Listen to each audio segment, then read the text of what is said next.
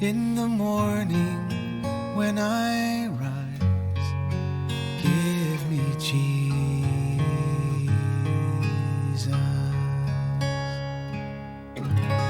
So let me ask you this.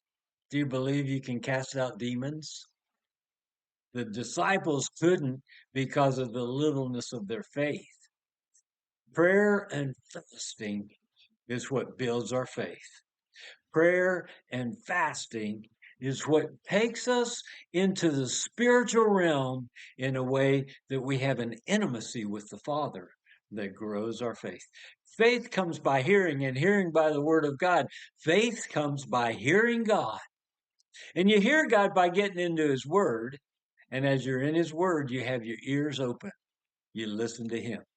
And so by prayer and fasting, your focus is 100% on the Lord and His Word. Of course, Jesus is the Word.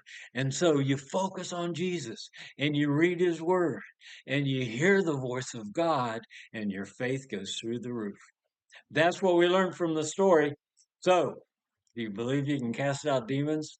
Oh, we need to get to that place because demons are in this realm and we need to be set free for them.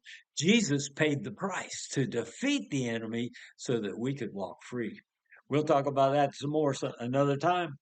Today we're in Mark chapter 9, and we're going to look at verses 30 through 35. They say this. From there, they went out and began to go through Galilee. And he did not want anyone to know about it because he was teaching his disciples and telling them the Son of Man is to be delivered into the hands of men and they will kill him. And when he has been killed, he will rise 3 days later. Well, they did not understand this statement and they were afraid to ask him. Remember, he talked to Peter, James, and John about that on the way down the hill after Peter had said, let's build churches. And God said, no, you listen to my son, Jesus.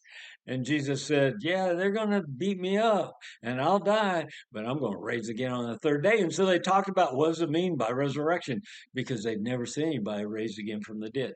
Well, here Jesus is telling it to all of them and they don't know what to do with it because they've never seen anything like that before.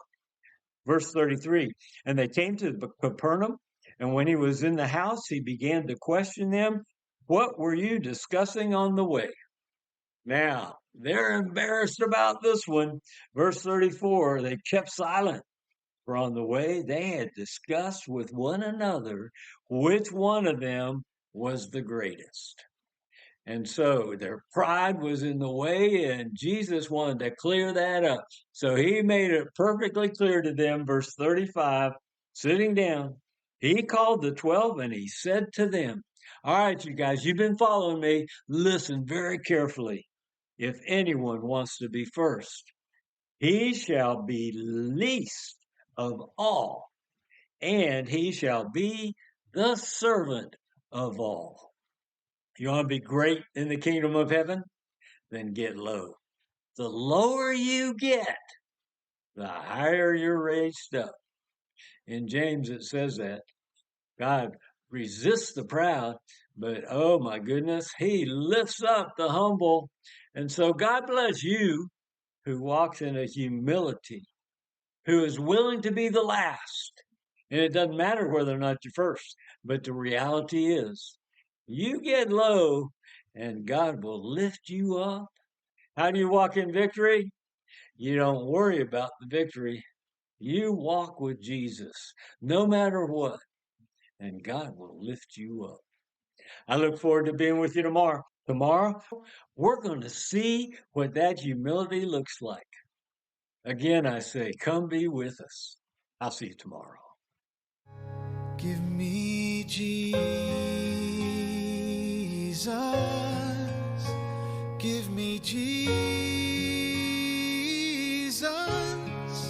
You can have all this world, but give me Jesus.